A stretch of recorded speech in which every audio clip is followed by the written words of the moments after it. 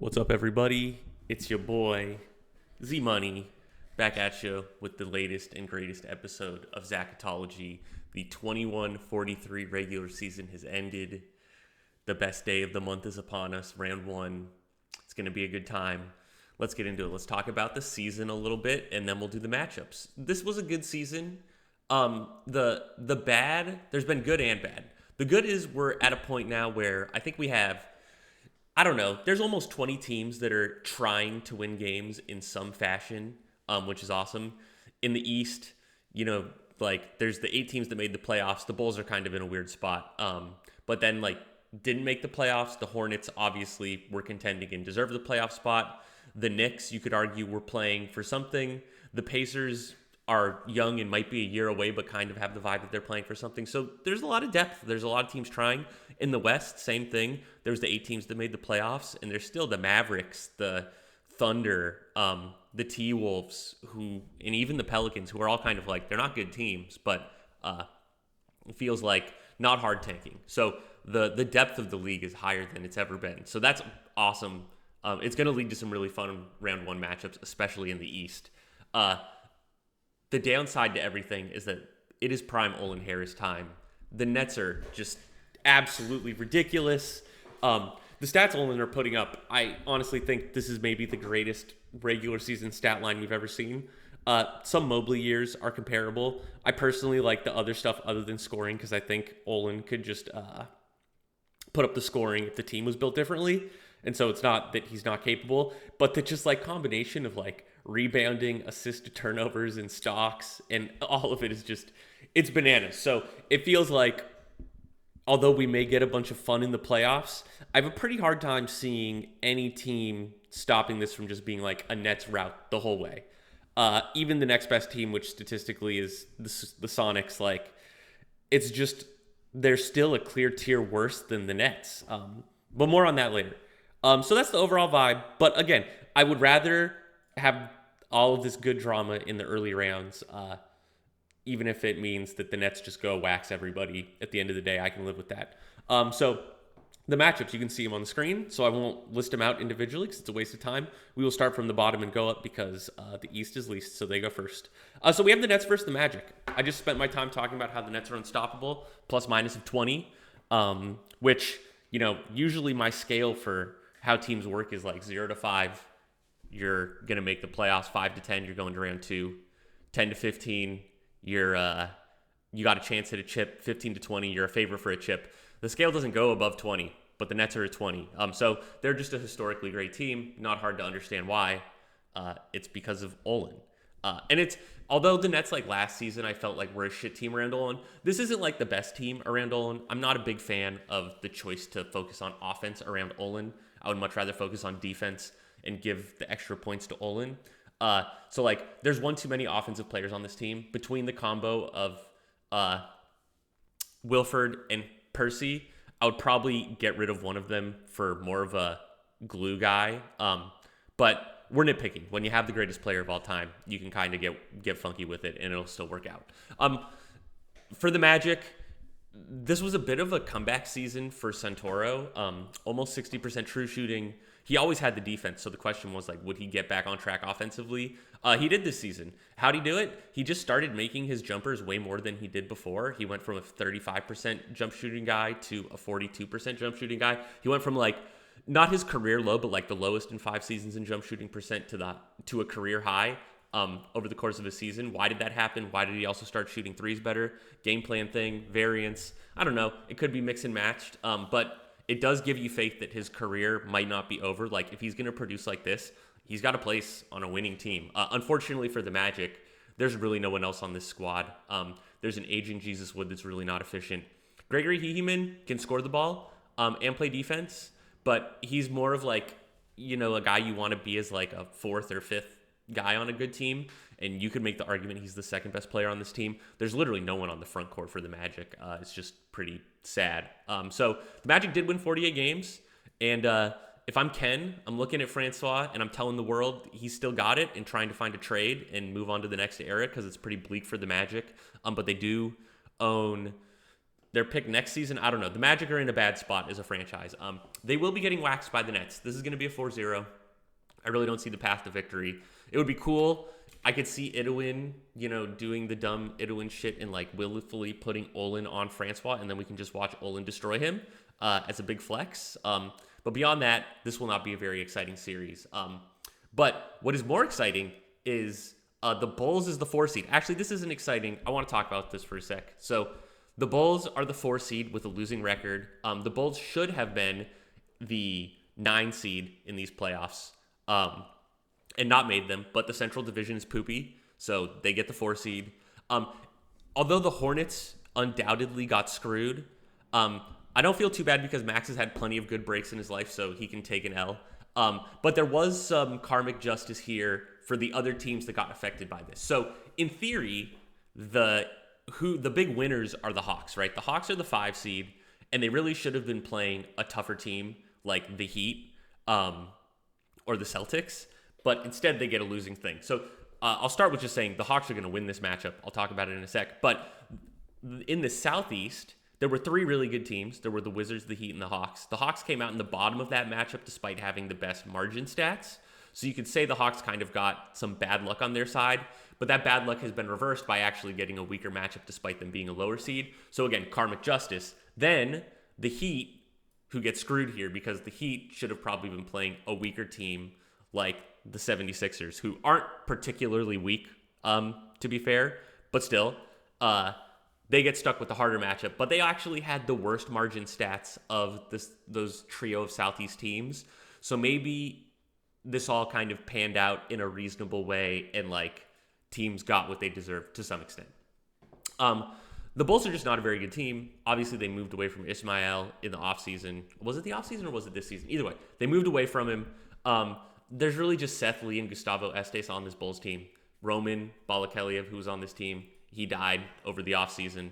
Just a reminder that not everybody lives in their deep 30s. Some people really do just fall off the cliff at 32. Roman did.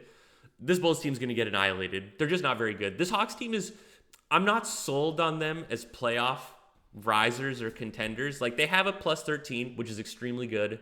Would mean they're probably one of the teams that can at least like win a game against the Nets. But it's just not a particularly sexy team. On offense, there's not really any guys who are truly transcendent. It's a lot of guys who are rock solid, like Ted Guillen, rock solid, but not transcendent. His shooting percentages are transcendent, but he refuses to shoot the ball enough to be transcendent. Marty Taylor, just mid as hell efficiency, even though he's willing to shoot it. Jason Jackson had a quote-unquote down year this season at 57% true shooting. I think this is a sign of where Jason Jackson is, which is like he's kind of hit his peak offensively, and that peak is fine. You can totally get by with a guy scoring 15 to 20 points at high 50% true shooting, but I just don't think he's ever going to be the guy. He's just a nice, well-rounded player. Presidio remains kind of on the fringes. Like, this team has a lot of quality two-way players, but is lacking in the star power. So, yeah. Oh, one other thing. The Hawks are rolling out David Delval, red, still putting up good efficiencies. One fun thing I realized about David Delval that I find super interesting. Obviously, we all know Delval is the unbelievable three-point shooter. But ever since Delval turned about 30, he's also become, for some reason, like it's almost like it's got to be a glitch in the game, literally the most efficient inside shooter perhaps we've ever seen. Dude has been averaging 80% on inside shots since he turned 30. Is there some weird correlation between losing all of your athleticism and then becoming really good inside? I know he's only taking 2 shots inside a season, but the percentage is so consistently absurd. Another, every year there's one new random wrinkle to the game that gets added. This is the wrinkle, or not that gets added, that I discover.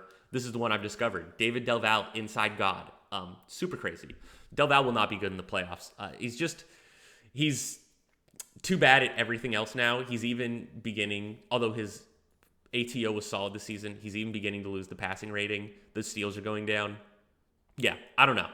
I don't love Delval. The Hawks as a whole, I don't love. So after shitting on the Hawks, I will be giving them a 4-0 win here, mainly because the Bulls are awful. So 2 shitty series, but then we get 2 fantastic series. So we get to certified banger number 1 of round 1. Wizards versus the Sixers. So the Sixers, despite being a 7 seed, won 56 games and had an 8.2 differential, which is one of the best 7 seeds we've probably seen in a long time, maybe ever, honestly. This is like a historically good 7 seed.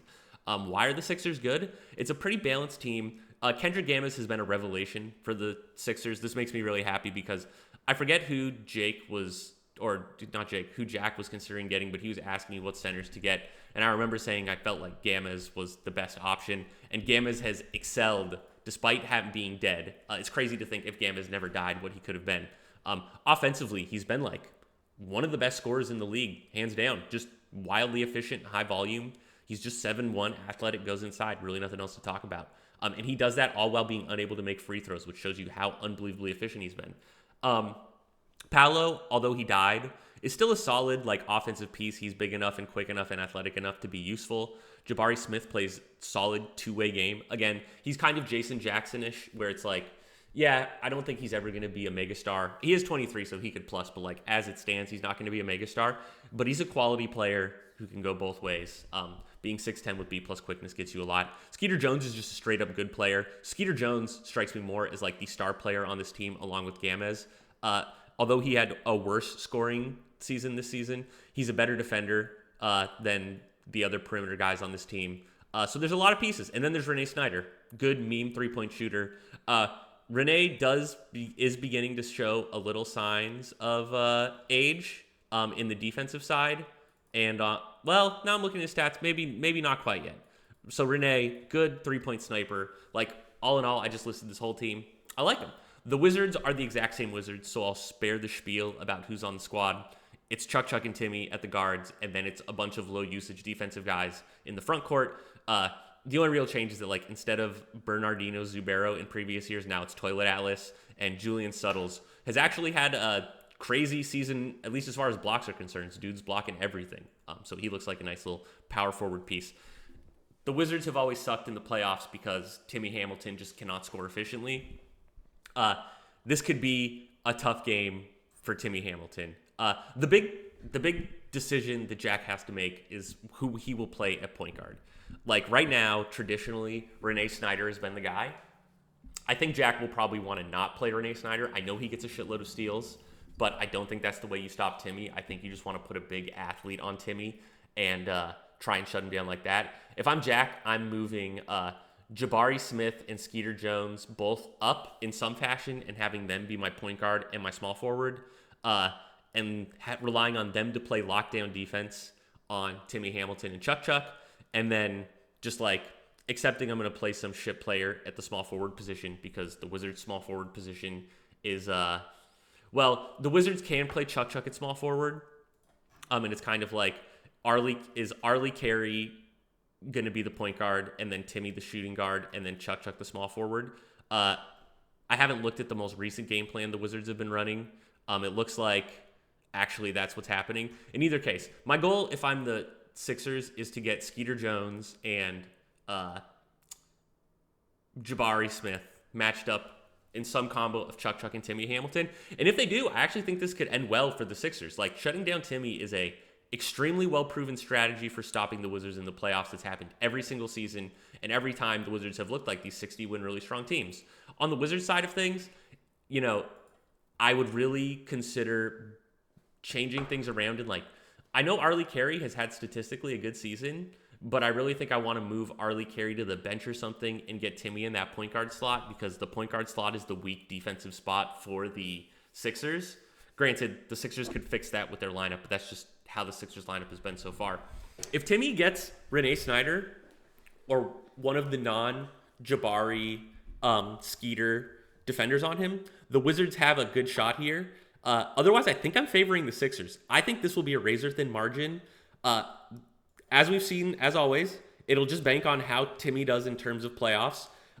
He shot a riveting 47 true shooting percentage last playoffs, which will not cut it.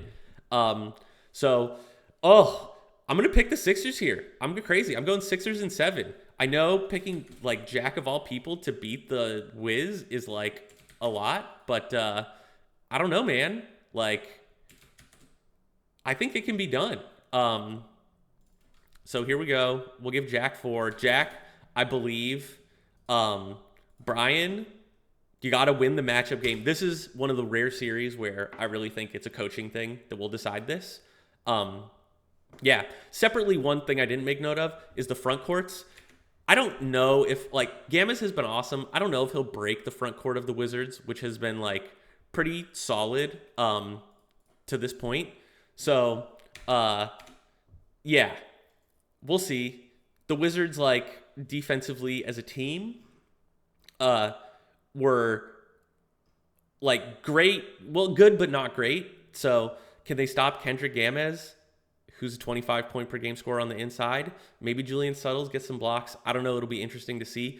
Man, yeah, I think the more I talk about it, the more I just feel good about the Sixers pick in 7. This should be a very close series. So, like, can they overcome home court? Who knows? The next banger that we have out in the East is the Heat versus the Celtics. Another just fantastic matchup. So, the Heat coming out of nowhere, acquiring Takashi, Bazooka, whatever you want to call him, in that crazy 9-way trade, which I'm glad it panned out like this because it means I'm right. I just remember roasting Jake for, like, trading away who I think is, like, a clear top 20 player in the league for, like, just a worse roster fit, and I didn't understand it.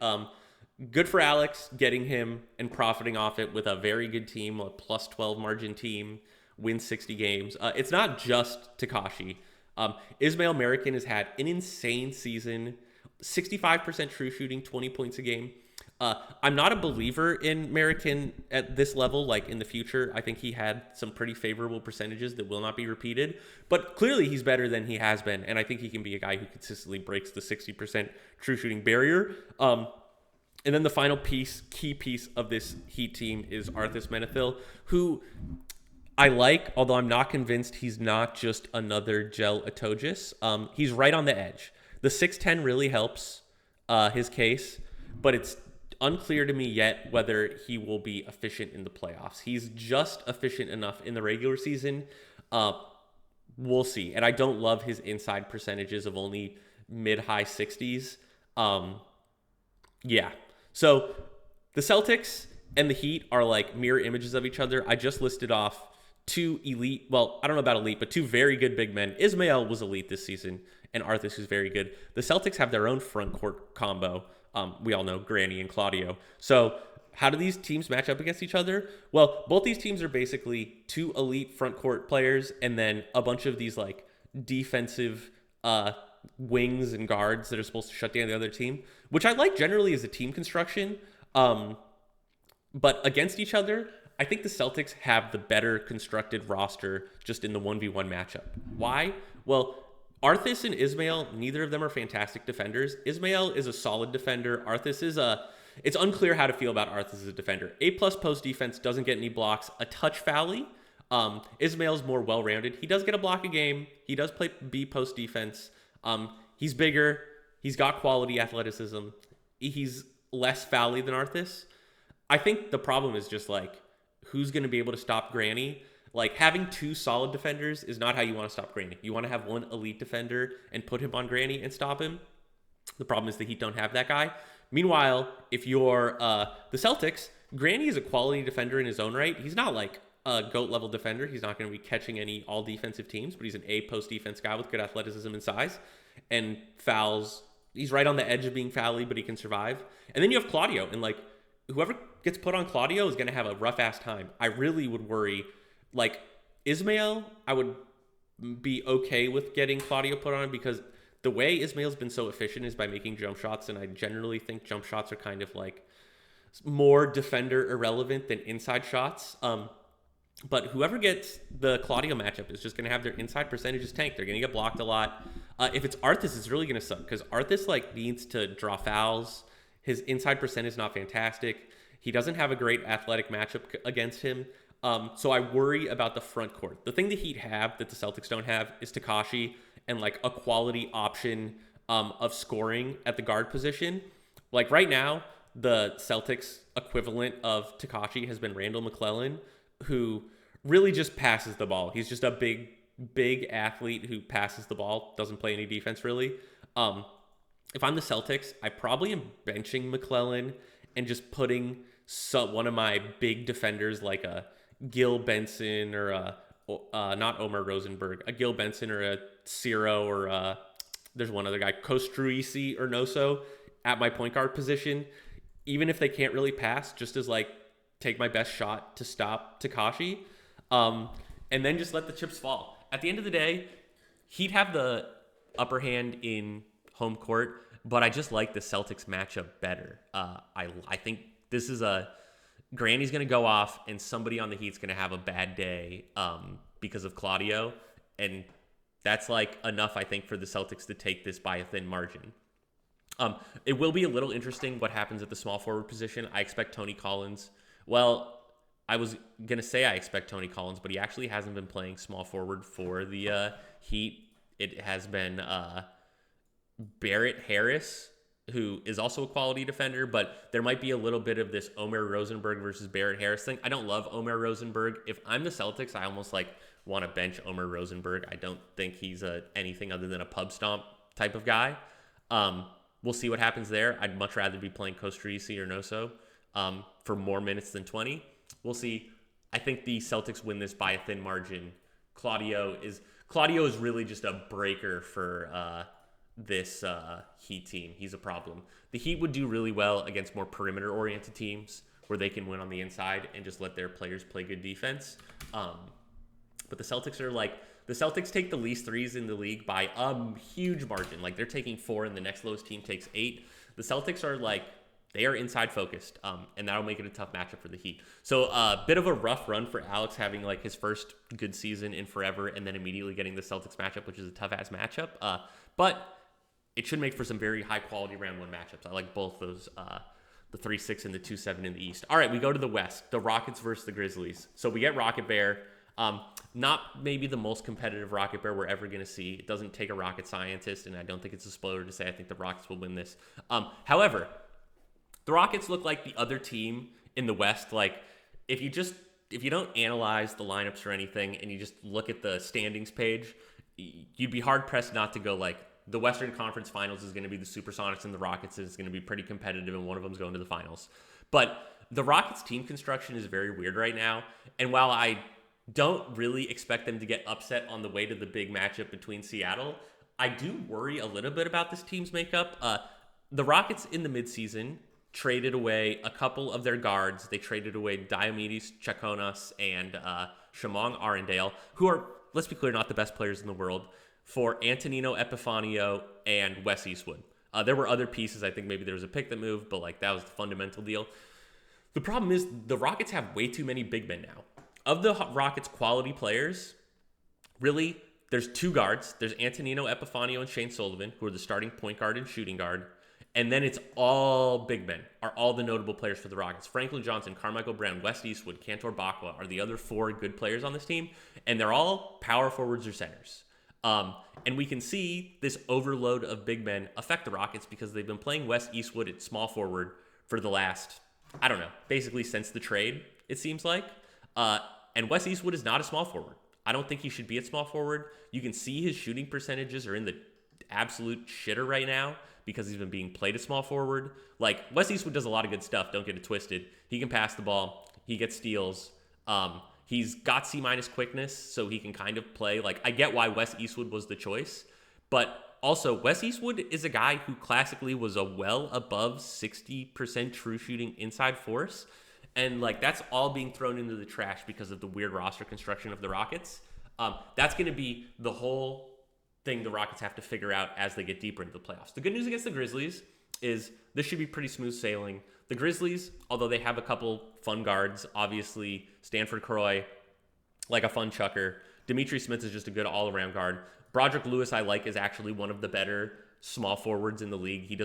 He is a like all-around small forward to a T. He'll never be an all-star, but he's just like a high-quality starter. I'm upset Adam wanted to pay him all that money because he's been a Sonics guy for life, and I just wanted to bring him back. But he's a good choice. But that's really where it ends for the Grizz. They have a terrible front court. They do have the corpse of Efren Strong, who's not atrocious yet. he's got a little gas left in the tank. He gets a couple blocks. He can still get 8 boards. But there's not a single other person to go with him in the front court. And even he is only so good. If I'm the Rockets and I'm like over optimizing this matchup, which I don't even think they need to do, I'm probably benching Cantor Bakwa here. I'm playing Wes Eastwood and Carmichael Brown as my 2 big men because like the Rockets are just, or the Grizzlies are not going to stop the Rockets inside attack. So just put all my point scorers in the front court. I don't even know if I'd play Cantor Bakwa at all. I might put Franklin Johnson as my backup big man because he's also a scorer. So get him as many looks as possible.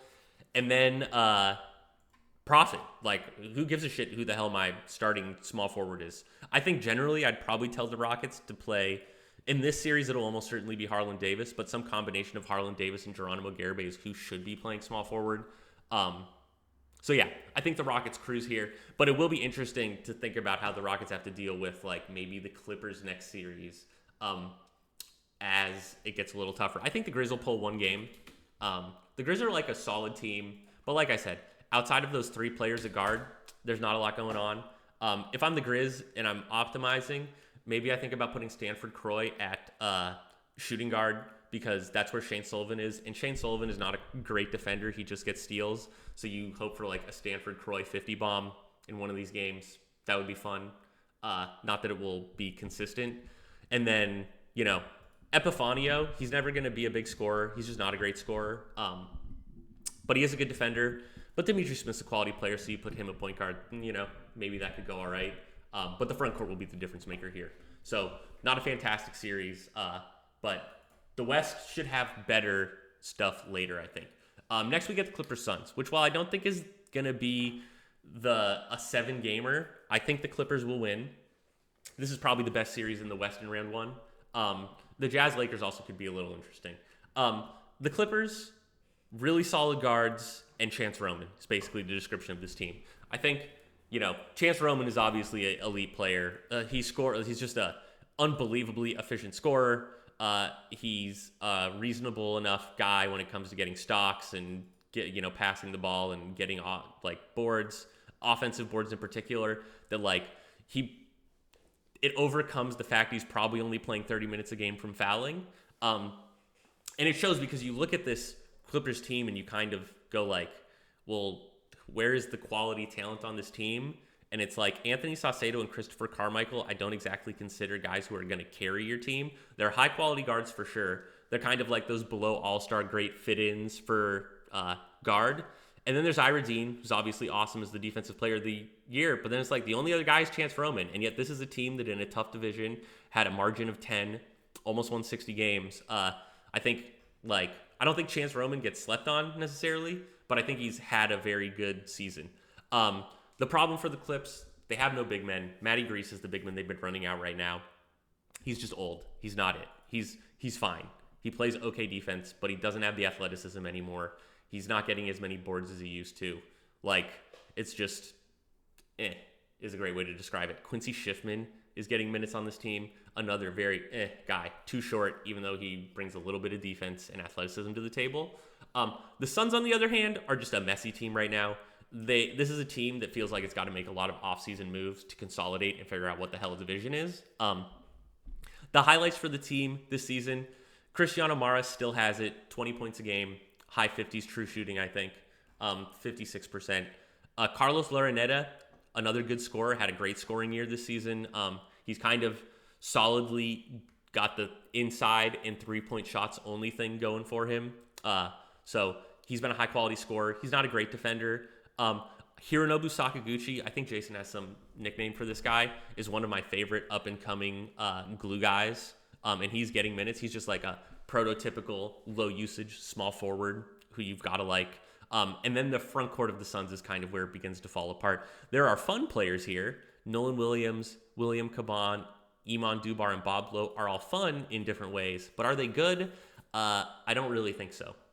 Now, the lucky thing for the Suns is that they are up against half of a front court. Like, really all they have to do is try and survive Chance Roman. There's not a second big man that'll be a problem for them, which is good because I think the Suns front court guys are more equipped to deal with a smaller Chance Roman style guy than like a 7-1 like Carmichael Brown or Wilt Nichols or like a classic big man.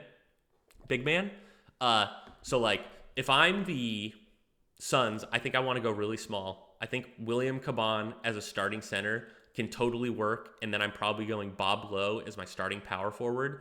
Those guys give me the most offensive pop, and are big turnover forcing guys. Bob Lowe more so than William Caban. And then I can have Nolan Williams as my swing guy. He's just like, I don't need his size, and I think I'd rather get the quickness of Caban. Or not the quickness, the jumping of Caban, excuse me, to stop Chance Roman. All in all, they could force a lot of turnovers on Chance. Chance's, for all of the things I love about him, he's got a turnover problem, not a great handler. So that would be the Suns' path to victory, is they have a bunch of large guards that they can start. You like start a lineup of Cristiano Maras, Hironobu Sakaguchi, Carlos Laraneda, and Carlitos Felipe as like your suite of guards that you play. That's a lot of size that could harm the three-point shooting of Christopher Carmichael. And Saucedo is just not a great scorer across the board anyhow, so might harm him too. Like, there's a path to victory for the Suns here. I just think the Clippers have individually better, more well-rounded players. Like, Cristiano Maras is like very on the fritz in terms of his scoring. I feel like he'll have good games and bad games. He doesn't offer a ton on defense other than being big now that the athleticism is gone. Do you want to start Carlitos Felipe? Oh, it's tough. His defense is not there yet. Carlitos Felipe is going to be really good one day, but the D is just not quite there yet. So this could be a close series, but I still think Chance Roman will be the guy. While he may turn over the ball a bunch, there's not a person with the athleticism plus defensive ratings in the front court of the Suns to truly stop him. William Caban might be the best option, but even he is not it. And the Suns also don't really have a great offensive force to go back at Chance to rack up offensive fouls on him, or to rack up fouls on him, I should say, which I think is a key part in getting the fouls racked up personally. Like, Caban can be that guy, but Jason would have to do a lot of re-architecting of who's playing to make Caban a premier scorer. Like, Maras would certainly have to be out of the lineup to get Caban prioritized, which could be done through Carlitos Felipe. I think if Jason is willing to do some time and think about this and not just fuck it, keep it, let it ride. There it is, let it ride. That like there's an opportunity for the Suns to take this deep, but I'm feeling the Clips in 6 here, off of basically Chance Roman, as he is undoubtedly the single best player in this entire series, and it's not close. Next we get the Jazz Lakers. This is another one that I think is going to be sneaky fun. Okay, so the Jazz, I guess we'll start with the Lakers. The Lakers have back-to-back seasons in the playoffs. Is it not back-to-back seasons? Or it's more than back-to-back seasons. The Lakers have made the playoffs with a losing squad recently. That's kind of why I think... hold on. I'm looking at the wrong... here we go. Yeah, the Lakers made the playoffs losing a shitload of games for a couple years, so I don't really consider those fair teams. But the Lakers have had a winning squad back-to-back years. They've broken the 50-win barrier, maybe for the first time in Zach's career, so that's dope. And it's all been because of the one and only Brooks Horner, who has exploded into, I don't know, a top 5, top 10 scorer in the league. His efficiency isn't fantastic, but the volume he can do it on is pretty nuts. And like, when I say not fantastic, he's still a 60% true shooting guy, which is awesome. And then like there's quality. I don't know how high quality I would say, but everywhere outside of point guard, there's a quality player. Stephen Anderson, quality defensive guy who I think like, I get to say this because I'm making this podcast. Like, the fact that Zach was the only guy who wanted him for free, it's kind of crazy when I look at some of the front courts in this league that people didn't want. Like, you need defense. And then Troy Gassaway, solid all-around player. It's clear to me if Troy will ever become an efficient scorer. But he has fantastic size and athleticism in that A perimeter D. So I think he's got a place on a team, even if he will only ever be a mid-50s true shooting guy. Richard Salisbury, I don't love him as a starter, but he does a lot. I do love him a lot as a backup bench guy. So, this is not a championship team, so him as a starter, I guess it makes sense. And that's pretty much the whole team. There's a little bit of backup snob Ford. He's a fun player. The problem for this team is there's literally no point guards. Jack Susie and Tariq Stein are both absolutely cooked. If this team had a point guard, we might be talking about them as the 4 seed instead. But still, overall, a pretty big team. They like to go inside. So the real question is like, is there a good way to stop Brooks Horner? If you stop Brooks Horner, you beat the Lakers. If you can't stop Brooks Horner, you don't beat the Lakers. Which takes us to the Jazz, who I don't know if they're the best equipped to stop Brooks Horner. One point I'd like to make, I'm pretty sure the Lakers swept the Jazz in the regular season. A bit of a shocker. And how did they do it? Because Brooks Horner and Richard Salisbury generally were like getting loose because I think they just go inside. And the reason they go inside, the Jazz have Randy Brown, who I think just put together, he's the, if there were MVP voting, I think he'd be second place. In my opinion, he's the second best player in the league right now. Insane combination of like 3-point shooting, jump shooting, inside shooting. He gets rebounds. He plays defense. He's just an all-around monster. The only thing he doesn't do is pass the ball, but you can totally get away with that. Then along with him, along with Randy Brown, I really like Bastian Rycourt, one of the better young offensive big men in the league. He plays good enough defense to stay on the court for long enough, so that's great. Where it begins to break down is everywhere else. Alfredo Purdue and Ariagato are fine. They have a place on a team. I don't love them. Alfredo Purdue, I think, could be a glue guy on a really good team. But this team is like not quite good enough to make Alfredo Purdue worth it. And then Ariagato is just like, I think Aria is one of those people I would have personally traded where the value is always going to be higher. People will see Aria as like, Aria could be my 25 point per game scorer if I put the offense around her. I don't know if it's a her or a him. But anyways, if I put the offense around her. Just the defense is in the wrong place. She's really meant to be a point guard because she's got the passing, but she doesn't have the perimeter D. Like a tantalizing player for sure, but at a max contract, maybe not the one I'm looking for. A bit of a harsh criticism. But where it really breaks down for the Jazz is the rest of the big men that are Bastian Rycourt, Jewel Hammock, and Cass Distrofisi. They're fun. They're Doc Meme players. They have interesting ratings, but I don't think they're actually good. And my concern here is that they're not the people who will stop Brooks Horner. The reason being, they're awful athletes. Jewel Hammock, yeah, sure, he's got A+ block and A post defense. F quickness, F- jump, B+ strength. I guess that B+, we'll see how that works out. And then you go to Cass Distros, we'll just call him Cass. C quickness, F- strength. And yet, yeah, sure, he has the A posty and the A- block, but like, I do worry Brooks Horner will go off, and I think that's why this team lost to the Lakers in the regular season. Now, the upside is the Jazz certainly have the single best player in this series is Randy Brown.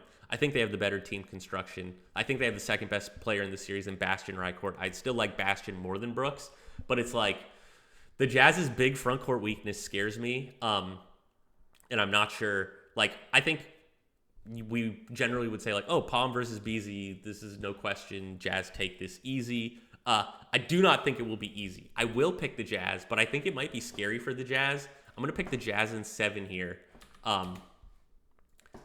And I think it will take Randy Brown going ham on I would consider putting Randy Brown at point guard for this. I would definitely be considering Ariagato at point guard. I think this is a game where you don't really need Alfredo Purdue.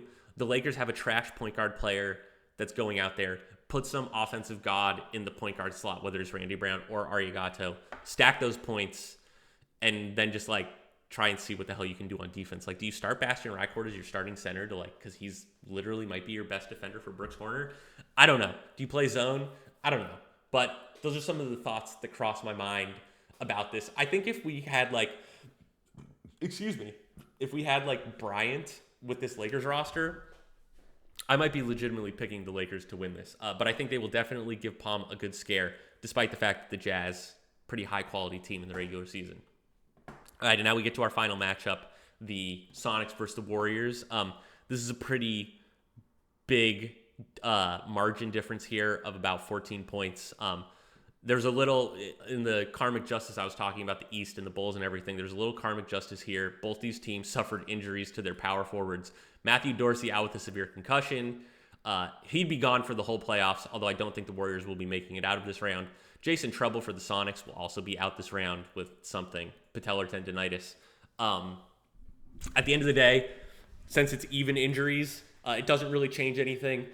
The Sonics look like an absolutely fantastic team. This is probably a team that, if there weren't all-time Death Star Dynasty team active, would probably be the prohibitive favorites to win the chip. The Sonics, just every way you slice it, are pretty elite. I think they put together the best three-point shooting team of all time by the percentages. The Sonics, as an entire team, shot as good as the fifth best three-point shooter in the league this season. 3 of the top 4 three-point shooters for the Sonics are, or 3 of the 4 top three-point shooters in the league are Sonics, which is another just crazy stat. They're tied for the best offense in the league with the Nets. They have a top 5 defense. Even outside of the three-point shooting, their offense on the inside is nuts. Wilt Nichols and Seth Charles are both like 60% scorers, big, athletic. This team, all top to bottom, is basically, I don't know. It's the Sonics feel like the most well-rounded team. The problem for them is like, it's all these guys who probably rank somewhere between like 10 and 25 on the top players list. But is there any top 10 player on this team who could be the dude? It might be Joe Sandberg, who had a fantastic season, but even he is a little low on like the volume and like certain areas. Like, he doesn't maybe get as many boards to be like a top 10 guy. Maybe he is. So the question will be, as we get deeper and we, like, for example, in the second round, if the Sonics have to face the Jazz and Randy Brown, like, can they keep up with these top players? I think so. I think the Sonics are probably the favorites in the West. I generally tend to focus less on what's happened in the past of like generic trends that carry with a team as the players change. Like, the Sonics always seem to blow series they should win, and see those more as just like random anomalies to some extent. And if you ignore those, then you definitely, like, if you had no context about what's happened to the Sonics over the past 20 seasons, I think you would obviously say the Sonics are the favorites to make the finals in the West. But everybody thinks of the Sonics' failures in the postseason, especially in the Vogler era. The Burnside era, I think, might get mischaracterized because it was like injuries and shit like that derailed them, while the Vogler era was more of just like actually losing a couple series they should have won. Nonetheless, against the Warriors, the Sonics should cruise. The Warriors have a defense. D'Angelo Wilson and Thomas McDonald are quality defenders in the post. Thomas McDonald has good size. D'Angelo Wilson has good size and good ratings. And this defense as a whole is not awful. Glob Ford, another interesting defender at small forward. The problem for the Warriors is that nobody can score the ball. It's just hard to imagine how this team will pull out consistently games, just because, like, how will they score more than 90 points a game or something like that? I don't know. Jake's going to go tell me how many points he scored in his last game against me, where he scored 98. So I guess it's, how will the Warriors score 100 points in a game? I have no idea. There will probably be a Jaden Ivey explosion. But, like, there was a game against the Warriors and the Sonics played each other recently a couple of times. And the Sonics had a game where they had, like, a 30% from 3 game, which is unbelievably low for the Sonics. They got out-rebounded by the Warriors. They had 5 more turnovers than the Warriors, and they still beat the Warriors by 9 away. So I think it's not rocket science to say this should just be a beatdown. I'm going to go 4-0 for the Sonics. Maybe the Warriors snag one. But then things will get more interesting in the West. Clippers, Rockets, and Sonics, Jazz should both be saucy. So those are the predictions. I think we will get a few good Game 7ers, though. I think we have some interest here. This is a good round 1. I really like the early stages of these playoffs. I just worry that the Nets will win it all, and I'm not really a believer that any team can stop them. But other than that, good playoffs. Excited to see what happens. Thank you for watching, and toodles.